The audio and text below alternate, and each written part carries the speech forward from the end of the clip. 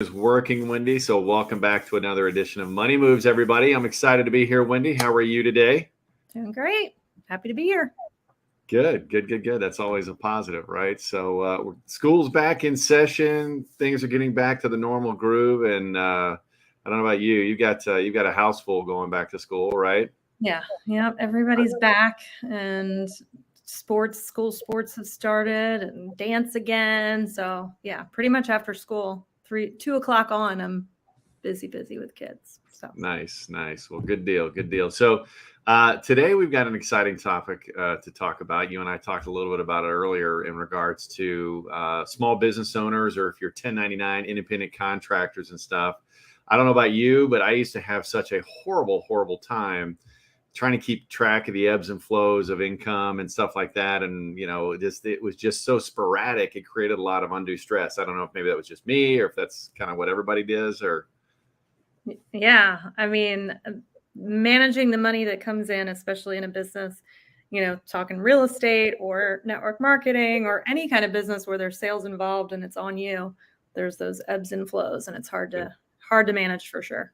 So that is what we're going to be talking about today, folks. So make sure, do us a favor, click that subscribe button, but reach out to your friends right now. If they're 1099 independent contractors or small business owners, we're going to talk about how to have some effective money management for those groups, and kind of share what we've done to make life low pressure and just seamless as possible when it comes to your money. So we'll get started in just a second.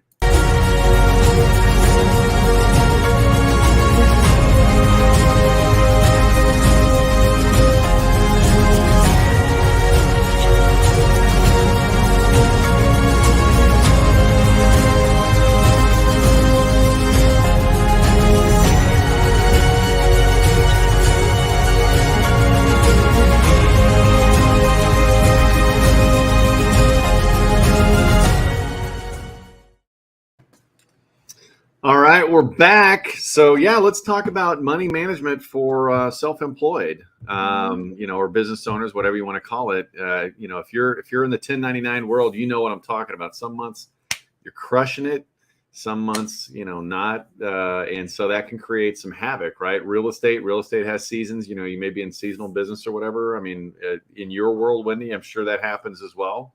Yep. And we were talking to a client the other day who's in construction, and she was saying have huge months, and then, depending on weather and things like that, it might have really slow months. Yeah. So yeah, it's definitely, I know for me and my business, I was, especially with coaching, like some months I'd have huge months and other months there'd be nothing coming in. And my struggle has always been, how do I even make a budget, right? Mm-hmm. How do I do that? Because I don't even know how much money I'm going to make this month. And that was always a huge struggle for me.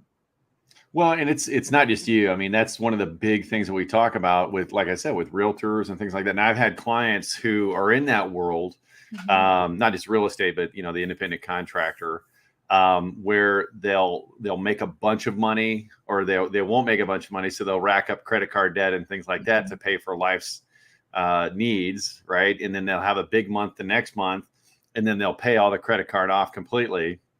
And then it's kind of cyclical, right? I mean, anytime you're in sales or a business owner, it tends to have ebbs and flows, kind of like the ocean current, right? Coming in and going out. So how do you manage that in going into even taking your money game to the next level with regards to budgeting and things like that? That creates a big stress. And if you've got a spouse or a significant other that has a W-2 job, and they're getting that paycheck, twice a month or every other week, and it's the same check, week in and week out, they're not used to this craziness that is, self-employed, and it created a lot of undue stress there too. Especially, if you're not the one handling the money in the house, and you're expecting your spouse to deal with that. So, mm-hmm. Yeah. And I know the first time I ever kind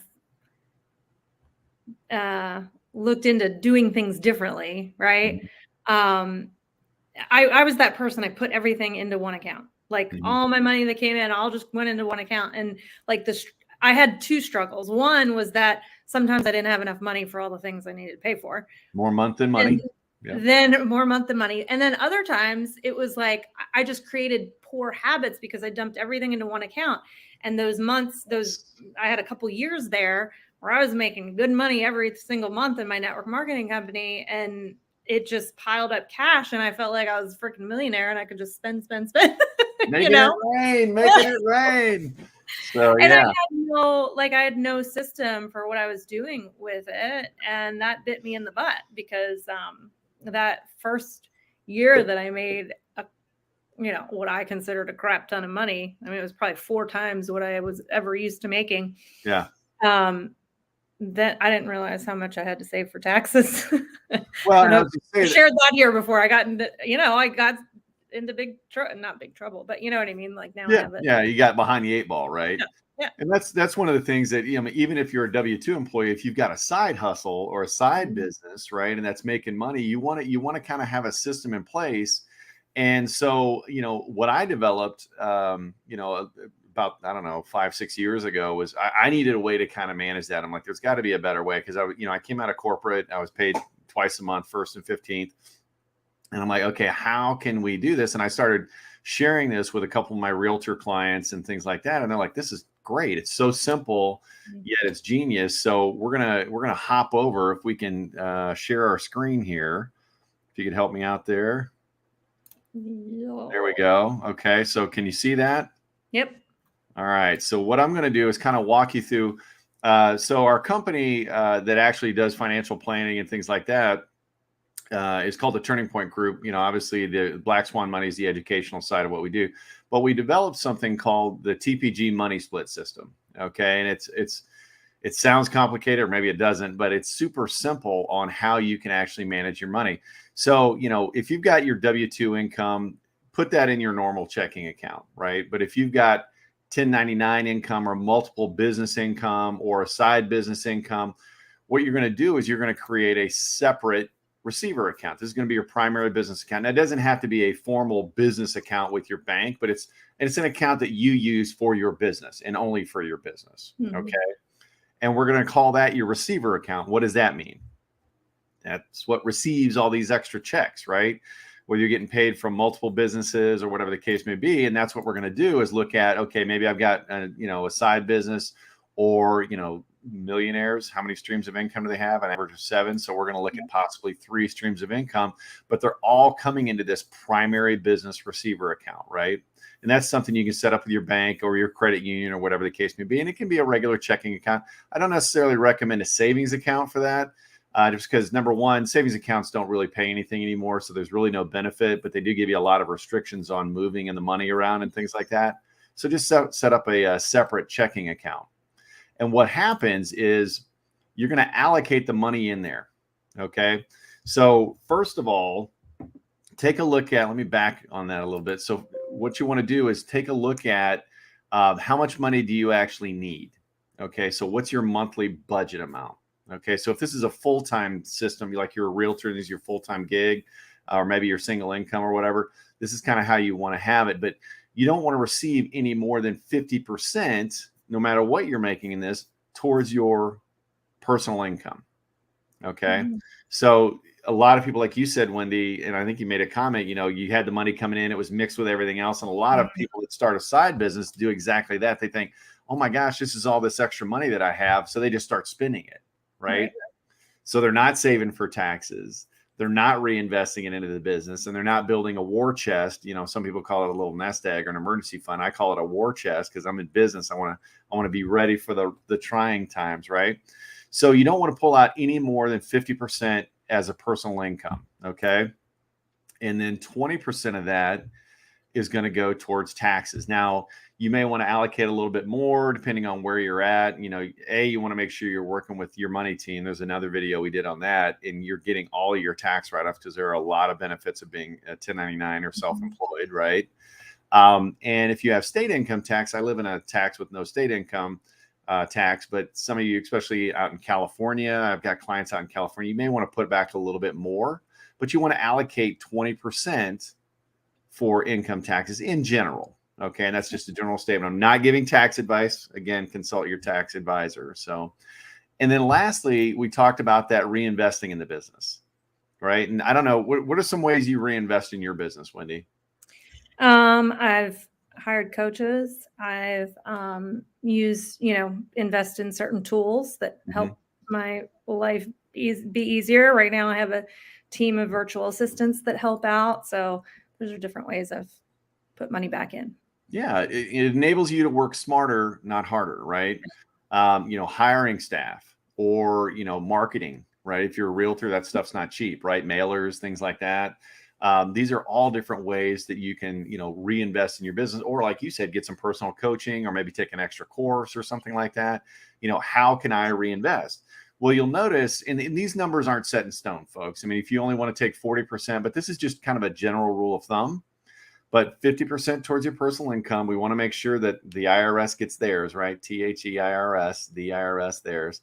And 15% reinvested in your business. Well, if you'll notice, wait a minute, that's not 100%. Where's the rest of the money going? So we want to keep 15% in that receiver account, okay, to build our business reserves. That's our war chest, right?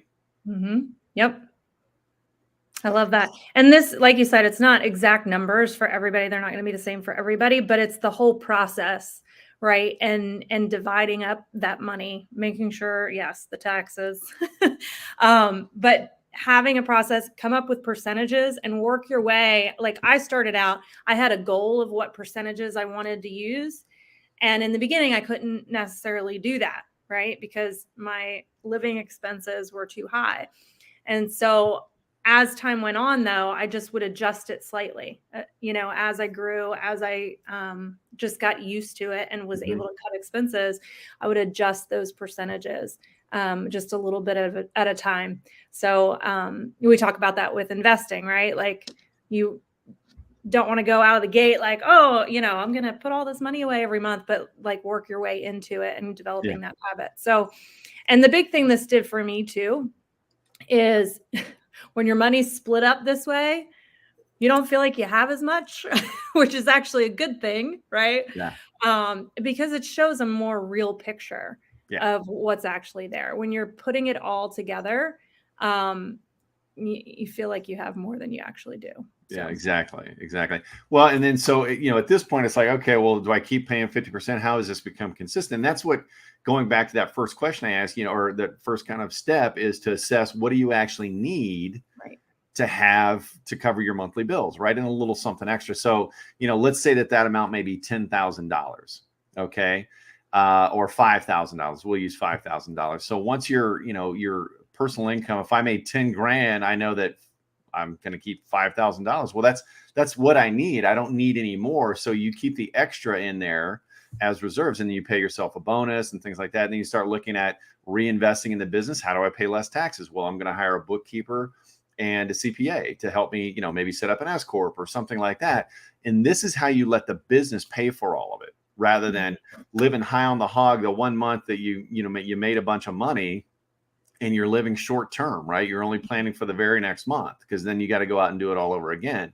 But what happens is, that 50% of personal income, so 50% of what you received for personal income, or the cap of that would be what you need for your monthly amount, right? And so, I would love to live on 20%. Yeah, exactly. So 50% is kind of the best case scenario, but you want to cut that back and let the business go and grow. And then you can start having the business pay for things. Okay. Maybe you're going to reward yourself with a company car or stuff like that. So again, talk to your tax consultant on that. But how do you set all this up? And that's again why, you want to talk about having a good money team, or at least people you can go to for Q&A. So, you do all this. I've got my streams of income coming in here. They're going into that primary account. I've got separate things going out. And what I do is I have a separate account for my taxes. So that's staying in a separate tax area. And then I did pay quarterly. Now I just pay every time I pay myself, because I've reinvested in my business and I've hired, a bookkeeper to do all this and handle my payroll. So now every payroll that I get twice a month, I pay X percent in taxes, goes automatically to the IRS. And then I keep a portion of that income. But what I'm doing is building up that war chest. It's the business's account. But that way, if something comes up unexpected or whatever, or I've got we've got a contest going on in my business, I'm going to use that to pay for the contest for the winners, things like that. But what happens is, once that personal income exceeds your monthly expenses for 3 months, and your business reserves can cover 3 months of your personal income, you're sustainable, right? So you've got 3 months or more, you're covering your monthly expenses that we were just talking about, and you've got that consistent track record, and your reserves also have another 3 months in there. You should be ready to go. So for those of you that are kind of battling, okay, I only do real estate part-time or insurance part-time or whatever the case may be, now you're able to say, okay, I've got a proven track record. I've got my reserves because there will be a stormy day, right? And now you can actually go, and then, by developing this more and more income streams, you start to go from that active income where I'm trading my time for money or my effort for money into more of a passive income where I'm getting paid consistently, and you're able to go take those vacations, maybe not, take a whole month off and go somewhere. You still got those reserves, that war chest to pay for your lifestyle. Okay. And the stress level will go from here down to the floor. And it's just all of a sudden you start looking at things differently. It gives you more confidence and things like that because you don't have to worry about that. So any questions on that, Wendy? Yeah. I love this concept. I mean, I even have a little in my Excel where I put all of my checkbook register. Remember we used to have those. Yep. It's in Excel, and my front sheet of Excel is where I can type my income in the top, and then it has my percentages. So when I type what my check is, it just dumps out and shows me exactly what percentage or what dollar amount goes into each bucket. And so, and like you said, just to reiterate though, that you're building that up, those reserves, so that if you do have a down month, I know like in network marketing, December is typically November's super high because of Black Friday, and December's super low because everyone skips their orders because they're buying everybody else stuff. Yep. And so that January paycheck that comes is always the lowest, and it's typically half. I know in my experience, it's been half of what my normal income was. So when you have this set up, you don't feel those hits when you have those low months because you've got that in there. Especially in January when all your bills come due from, from that. So, but this is just one of the things that we, help people with and stuff like that, kind of thinking through that money and getting your financial house in order, right? And that's really what this is all about. The whole Black Swan money, Wendy and I have kind of partnered up to share this with everybody to make sure that, you're able to live the best life possible from a money perspective. And if you need help on this, or, TPG, we give free financial plans to all of our subscribers and whatnot. Mention Money Split down in the comments below. We'll reach out to you, or reach out to us directly. I'm at Black Swan Money or Wendy Lee Online, right? We'd love to help you out. But this is just one of the ways that we can help you get your financial house in order so you can start living that life and actually doing something with the money you're making and having it there for you, not only today, but tomorrow and beyond, and even into the next generation. So show us a little love. Click that subscribe button down below. Make sure you're sharing our videos with everybody. And if you're getting stuff, we'd love to hear your feedback. If you're getting some good content out of this and it's helping you, we love that stuff. Or if you've got an idea on a show you'd like to hear about, something money moves or anything like that, let us know and we'll get you on the air possibly. So Wendy, thanks again. Have a great week. And everybody out there, we'll see you next week. Every Tuesday, 10 a.m. Central, 11 a.m. Eastern.